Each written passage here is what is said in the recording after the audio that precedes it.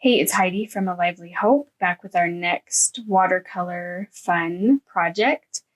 Today we're going to practice painting some wavy lines across our paper. We're going to go horizontally across our paper, making lines with our medium paintbrush.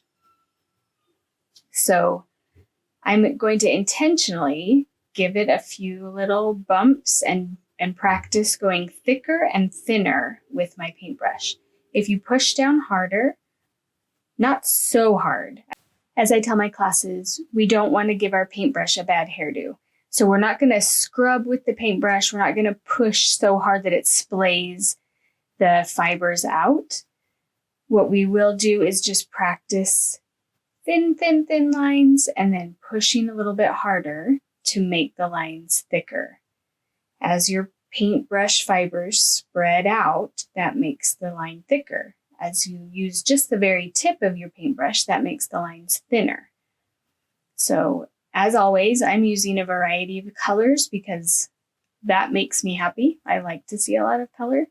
You could use whatever your favorite colors are, but we're just going to practice making different thicknesses of lines, just going right across the page. Maybe you do a really thin one like I just did, and then you come back and right next to it, you do a thicker one. And see, I was pushing so lightly that that one was kind of like a dotted line, but you can go back over and fix that. So all we're doing is moving across the page.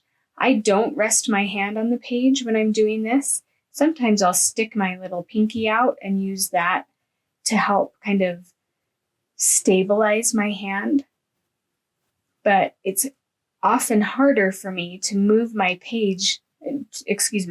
hand across the page if my hand is resting on the page. So I hold it up high above the paper so that I can move it more easily across.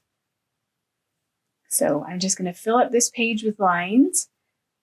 I'll speed up the video now so you can watch that, and then it's your turn to practice making lines on your page.